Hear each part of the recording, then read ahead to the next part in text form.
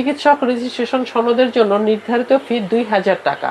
Pay order অথবা bank draft Bangladesh homeopathic চিকিৎসা শিক্ষা কাউন্সিলের সকল কাগজপত্র একত্র করে আপনি যদি নিজে করে নেন তাহলে আপনার খরচটা অনেকটাই কমে যাবে। অর্থাৎ নির্ধারিত ফি ছাড়া বোর্ড বা কাউন্সিল কিন্তু অতিরিক্ত টাকা নেয় না। এখন আমরা কথা বলবো চিকিৎসক রেজিস্ট্রেশন সনদপত্র। চিকিৎসক রেজিস্ট্রেশন সনদপত্র আমরা কিভাবে উত্তোলন করব। আমরা এর আগের ভিডিওতে দেখলাম যে সার্টিফিকেট কিভাবে উত্তোলন করব, ডিএইচএমএস সার্টিফিকেট কিভাবে উত্তোলন করব সেটি আমরা জেনেছি।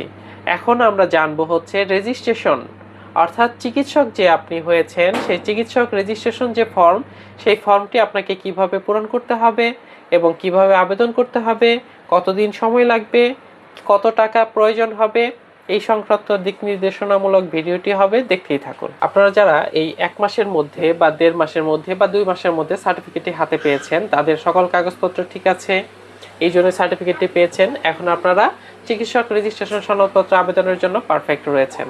এখন এটা কিভাবে আপনারা আবেদনটি করবেন, স্ক্রিনে যে ফর্মটি আপনারা দেখতে পাচ্ছেন, এই ফর্মটি আপনাকে সঠিকভাবে পূরণ করতে হবে। এই ফর্ম দেখুন লেখা রয়েছে, আপনার নাম উপরে লিখবেন, চূড়ান্ত বর্ষের রোল নাম্বার, আপনি যে ফাইনাল বর্ষে ছিলেন সেই বর্ষের রোল নাম্বার এবং কত সালে পাশ করেছেন সেই পাশের সনটা আপনাকে লিখতে হবে। আর দেখুন নিচের দিকে লেখা আছে নাম বাংলা স্পষ্টাক্ষরে লিখতে হবে, আর নাম ক্যাপিটাল লেটার বড় হাতের অক্ষরে, ইংরেজি নামটা লিখতে হবে। পিতার নাম বাংলায়, পিতার নাম ইংরেজিতে, মাতার নাম বাংলায়, মাতার নাম ইংরেজিতে। তারপর আপনার প্রেজেন্ট অ্যাড্রেস, বর্তমান যে ঠিকানা সেই ঠিকানাটা লিখতে হবে। এরপরে আপনার ক্যাপিটাল লেটারে ওই ঠিকানাটা আবার লিখতে হবে। তারপর পার্মানেন্ট অ্যাড্রেস, স্থায়ী ঠিকানাটা আপনার কোথায় সেই ঠিকানাটা লিখতে হবে, ভিলেজ, পোস্ট অফিস, থানা, জেলা, এগুলো সব কিছুই লিখতে হবে। এরপর হচ্ছে আপনার ডেট অফ বার্থ কত সেটা লিখতে হবে, তারপর বয়স কত আপনার, তারপর ছেলে মেল আর ফিমেল কোনটা, ন্যাশনালিটি বাংলাদেশ, রিলিজিয়ন যে ধর্মের আপনি সেই ধর্মটা উল্লেখ করবেন, এনআইডি কার্ড অথবা বার্থ সার্টিফিকেট নাম্বার, যদি আপনার এনআইডি থাকে তাহলে এনআইডি কার্ডের নাম্বার দিয়ে দিবেন অথবা জন্ম নিবন্ধনের নাম্বারটা দিয়ে দিবেন। তারপর আপনার জেনারেল এডুকেশন কোয়ালিফিকেশন যা আছে সেটা আপনি উল্লেখ করতে পারেন। Homeopathic educational information, first year student registration নাম্বারটা কত সেটা আপনি নীল যে আপনার কাগজটি রয়েছে, নীল যে রেজিস্ট্রেশন কার্ড, সেই কার্ডের মধ্যে যে আপনার রেজিস্ট্রেশন নাম্বার, ওই রেজিস্ট্রেশন নাম্বারটি লিখবেন। এরপরে হচ্ছে আপনি কত সেশনে ভর্তি হয়েছেন, যে আপনি 10-11 সেশনে বা 15-16 সেশনে বা 17-18 সেশনে, সেই সেশনটি আপনি উল্লেখ করবেন। তারপর কোন কলেজ ছিল আপনার, নেম অফ দি কলেজ, সেই কলেজটি লিখবেন।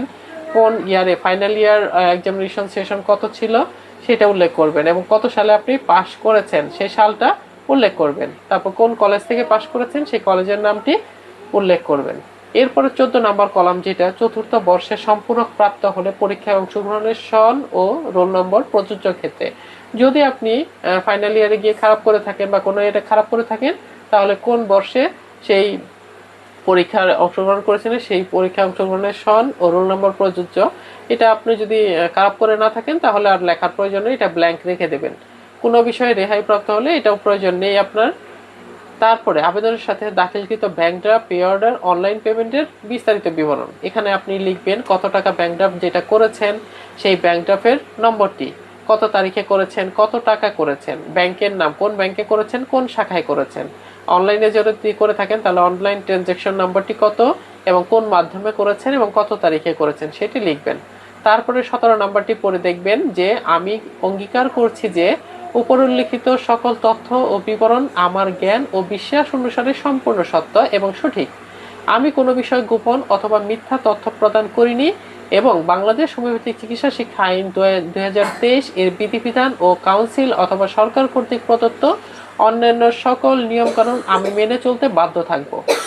অতএব মহোদয় সমীপে নিবেদন, উল্লিখিত তথ্য ও বিবরণের আলোকে আমাকে হোমিওপ্যাথিক ডিপ্লোমা চিকিৎসক রেজিস্ট্রেশন সনদ প্রদান করতে আপনার সুমর্জি হয়। তারপরে আপনি যেদিন আবেদনটা করবেন সেই তারিখটা উল্লেখ করবেন এবং আপনার যে নাম, পরিপূর্ণ নাম এবং স্বাক্ষরটা এখানে লিখবেন। তারপরে নিয়মাবলীগুলো সুন্দর করে পড়ে দেখবেন যে কি কি প্রয়োজন হবে। প্রয়োজনীয় কাগজপত্র সমূহ অবশ্যই সরকারি প্রথম শ্রেণীর গেজেটেড কর্মকর্তা কর্তৃক নাম ও পদবি সহ সিলমোহর কৃত সত্যায়িত করে সংযুক্ত করতে হবে। এটা মাথায় রাখবেন যে আপনার সকল যে ফটোকপি সেই কাগজগুলো, ফটোকপি কাগজগুলো একজন গেজেটেড কর্মকর্তা কর্তৃক সত্যায়িত থাকতে হবে। কি কি কাগজ আপনার প্রয়োজন হবে রেজিস্ট্রেশনের জন্য?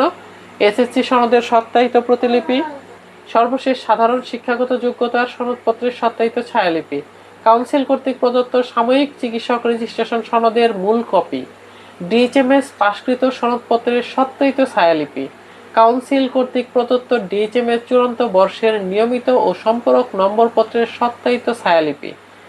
নিয়মিত পরীক্ষার্থীদের ক্ষেত্রে, অনিয়মিত পরীক্ষার্থীদের ক্ষেত্রে সকল বর্ষের নিয়মিত ও সম্পূরক নম্বরপত্রের সত্যায়িত ছায়ালিপি, কাউন্সিল কর্তৃক প্রদত্ত ছাত্র ভর্তি রেজিস্ট্রেশন কার্ডের সত্যায়িত ফটোকপি বা ছায়ালিপি, অকৃতকার্য নম্বরপত্র অথবা প্রবেশপত্রের সত্যায়িত ছায়ালিপি যদি প্রযোজ্য হয় সেই ক্ষেত্রে, সদ্য তোলা 3 কপি পাসপোর্ট সাইজের রঙিন সত্যায়িত ছবি, ল্যাব প্রিন্ট ছবি হতে হবে। স্টুডিও প্রিন্ট যদি হয় তাহলে কিন্তু হবে না, ল্যাব প্রিন্ট ছবিটা দেবেন।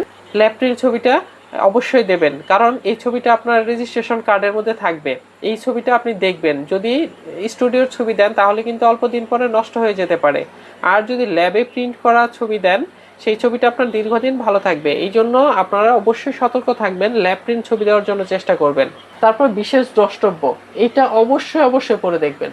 চিকিৎসক রেজিস্ট্রেশন সনদের জন্য নির্ধারিত ফি 2000 টাকা। পে অর্ডার অথবা ব্যাংক ড্রাফট বাংলাদেশ হোমিওপ্যাথিক চিকিৎসা শিক্ষা কাউন্সিলের অনুকূলে আবেদনপত্রের সাথে দাখিল করতে হবে। জরুরি ভিত্তিতে সনদ গ্রহণের ক্ষেত্রে নির্ধারিত ফি এর সাথে 1500 টাকা যোগ করতে হবে যদি আপনি জরুরি ভিত্তিতে রেজিস্ট্রেশন নম্বরটি চান সেই ক্ষেত্রে। আর যদি অনলি 2000 টাকা দেন তাহলে কিন্তু একটু বেশি দেরি হতে পারে। যদি শুধুমাত্র 2000 টাকা দিয়ে আবেদন করে যান তাহলে কিন্তু সময় বেশি লাগতে পারে, 6 মাস, 1 বছর, 1.5 বছর এরকম সময় লাগতে পারে। অবশ্যই আমার পরামর্শ হচ্ছে আপনি জরুরি ফি দিয়ে আবেদনটা করবেন, কারণ আপনার তো আর এক্সট্রা আলাদা কোনো খরচ হচ্ছে না। এই জন্য আপনি জরুরি ফিটা দিয়েই রেজিস্ট্রেশন নম্বরের জন্য অবশ্যই আবেদন করবেন, এটা আমার পরামর্শ। আপনি ব্যক্তিগতভাবে যদি মনে করেন যে হ্যাঁ আমি 2000 টাকা আবেদন ফি জমা দিয়ে আবেদন করবো, সেটা আপনার ব্যক্তিগত ব্যাপার, সেটাতে আমি হস্তক্ষেপ করতে পারি না। এরপরে ডিএইচএমএস চূড়ান্ত বর্ষে উত্তীর্ণ হওয়ার পর 2 বছরের মধ্যে চিকিৎসক রেজিস্ট্রেশন সনদের জন্য আবেদন করতে হবে। অন্যথায় পরবর্তী প্রতি 1 বছরের জন্য 300 টাকা হারে জরিমানা ফি বাবদ pay order bank draft Bangladesh homeopathic চিকিৎসা শিক্ষা কাউন্সিলের অনুকূলে অতিরিক্ত প্রেরণ করতে হবে। অর্থাৎ যে সালে আপনি পাশ করেছেন, 2020 সালে যদি আপনি পাশ করে থাকেন তাহলে 2021 এবং 2022 এই সালের মধ্যে আপনি রেজিস্ট্রেশনের জন্য আবেদন করবেন। যদি তা না করেন তাহলে পরবর্তী প্রতি 1 বছরের জন্য, অর্থাৎ 2021 এবং 22 সালে আপনি আবেদন করেননি, তাহলে যদি আপনি 23 সালে আবেদন করেন তাহলে 300 টাকা অ্যাড করতে হবে। যদি 23 সালে আবেদন না করে 24 সালে আবেদন করেন তাহলে অতিরিক্ত 600 টাকা অ্যাড করতে হবে। অর্থাৎ প্রতি বছরের জন্য 300 টাকা করে আলাদাভাবে অ্যাড করতে হবে। যদি এই 2026 সালে এসে আপনি আবেদন করে থাকেন তাহলে 23, 24, 25, 26 এই 4 বছরের জন্য 3 4 1200 টাকা অতিরিক্ত অ্যাড করতে হবে। 2000 টাকার সাথে জরুরি ফি 1500 টাকা, আর এই অতিরিক্ত 1200 টাকা হচ্ছে আপনার বিলম্বজনিত জরিমানা। প্রতি বছরের জন্য 300 টাকা, প্রথম 2 বছরের মধ্যে করে ফেললে এই অতিরিক্ত জরিমানাটা প্রয়োজন হবে না। আর যদি আপনি সেই 2005 সালে আবেদন করে 2005 সালে যদি ডিএইচএমএস কমপ্লিট করে থাকেন তাহলে 5-এর পরে 6, 7 এই 2 বছর আপনার জন্য ফ্রি। এই 2 বছরের মধ্যে আবেদন করলে অতিরিক্ত জরিমানা প্রয়োজন হবে না। কিন্তু 8 থেকে 26 সাল পর্যন্ত হিসাব করেন যে কত বছর হবে, সেই কত বছরের সাথে 300 টাকা গুণন করলে যা হয় সেই টাকাটা অতিরিক্ত অ্যাড করতে হবে। অ্যাড করে আপনার পেমেন্টটা কমপ্লিট করতে হবে। পেমেন্টটা কোথায় কমপ্লিট করবেন সেটা হোমিওপ্যাথিক কাউন্সিলে যখন আপনি নিজে যাবেন, যাওয়ার পর কাউন্সিল থেকে আপনাকে যে নম্বরটি দেবে ব্যাংক ড্রাফটের জন্য, যে নম্বরটি দেবে সেই নম্বরটিতে অবশ্যই আপনারা ব্যাংক ড্রাফট করবেন, এবং যে ব্যাংকে করার কথা বলবে সেই ব্যাংকে অবশ্যই করবেন। ওখানে যাবার পরে আপনি ব্যাংকে ঠিকানা তাদের পিয়নের মাধ্যমে করতে পারেন, অথবা আপনি নিজে গিয়েও করতে পারেন। এই তো এভাবে আবেদনটা করবেন। এবং এই যে 3 নম্বর কলামটি এটাও পড়ে নেবেন। যদি কোনো সনদপত্রে নিজের নাম, পিতার নাম বা অন্যান্য বিষয়ে গরমিল পরিলক্ষিত হয় তাহলে আদালত কর্তৃক প্রদত্ত হলফনামার মাধ্যমে মাধ্যমিক সনদ অনুযায়ী নাম সংশোধন করে সত্যায়িত ছায়ালিপি অবশ্যই আবেদনের পত্রের সাথে দাখিল করতে হবে। যদি নামের বানান সংশোধনী থাকে তাহলে অবশ্যই কোর্ট থেকে আপনারা সেটা সার্টিফাই করে নেবেন। অর্থাৎ কোর্ট থেকে একটা হলফনামা আপনাকে নিয়ে নিতে হবে যে আমার প্রকৃত নাম হচ্ছে এটা। তাহলে এই সকল কাগজপত্র একত্র করে আপনি যদি নিজে করে নেন তাহলে আপনার খরচটা অনেকটাই কমে যাবে। অর্থাৎ নির্ধারিত ফি ছাড়া বোর্ড বা কাউন্সিল কিন্তু অতিরিক্ত টাকা নেয় না, ঠিক আছে? এই জন্য আপনারা সবাই সতর্ক থাকবেন। নিজের কষ্টের পরিশ্রমের টাকা অন্যকে অতিরিক্ত কেন দিতে যাবেন বলেন? এটা কখনোই দেবেন না। আমি আসলে বোর্ডের কিছু না, আমি হচ্ছে একজন প্র্যাকটিশনার। আমি নিজে প্র্যাকটিস করি সবার সুবিধার জন্য। আমি কিছুদিন আগে একটি ভিডিও পোস্ট করেছিলাম, ভিডিওটিতে অনেকেই বলেছেন যে এটা তোলার প্রসেসটা যদি একটু বলে দিতেন তাহলে আমরা উপকৃত হতাম। আমার কাছে ফর্মগুলো যে রয়েছে পিডিএফ কপি আপনারা চাইলে আমি দিয়ে দিব, অথবা লিঙ্কে কমেন্ট বক্সে দেওয়া আছে, পিডিএফ এর লিঙ্ক দেওয়া আছে, আপনারা চাইলে সেখান থেকে ডাউনলোড করে নিতে পারেন। অথবা বাংলাদেশ হোমিওপ্যাথিক চিকিৎসা শিক্ষা কাউন্সিলের যে ওয়েবসাইট রয়েছে সেই ওয়েবসাইট থেকেও আপনারা বিনামূল্যে এই ফর্ম দুটোই কালেকশন করে নিতে পারেন। সার্টিফিকেট তোলার জন্য যে ফর্ম সেটাও কালেক্ট করে নিতে পারেন, রেজিস্ট্রেশন নম্বরপত্র রেজিস্ট্রেশনের জন্য আবেদন যে ফর্ম সেই ফর্মটাও কালেক্ট করে নিতে পারেন। যদিও এটা কলেজ থেকে দেবার কথা, যদি কলেজে না থাকে তাহলে তো দিতে পারবে না, তাহলে সেটা আপনাকে কালেক্ট করে নিতে হবে। যদি কোনো সমস্যা বোধ হয় তাহলে কমেন্টে জানাবেন, ইনশাআল্লাহ রিপ্লাই দেওয়ার জন্য চেষ্টা করব। আপনার মাধ্যমে যাতে আপনার বন্ধু অথবা সহপাঠী অথবা অন্য কেউ উপকৃত হতে পারে সেই জন্য ভিডিওটি শেয়ার করে আপনার টাইম লাইনে রেখে দিতে পারেন, যাতে আপনার মাধ্যমে অপরও উপকৃত হতে পারে। এবং আমার জন্য দোয়া করবেন। ধন্যবাদ সবাইকে ভিডিওটি দেখার জন্য। আসসালামু আলাইকুম ওয়া রাহমাতুল্লাহি ওয়া বারাকাতুহু। নবায়নের জন্য রেজিস্ট্রেশন আমরা যে ফর্মটি পূরণ করেছিলাম এর আগে, এটা হলো রেজিস্ট্রেশন প্রক্রিয়ার জন্য। এখন আপনার হাতে যেহেতু রেজিস্ট্রেশনের যে কার্ডটি দেখতে পাচ্ছেন স্ক্রিনে, এই কার্ডটি আপনার নিকটে রয়েছে, আপনি এনেছেন, রেজিস্ট্রেশন নম্বর পেয়েছেন।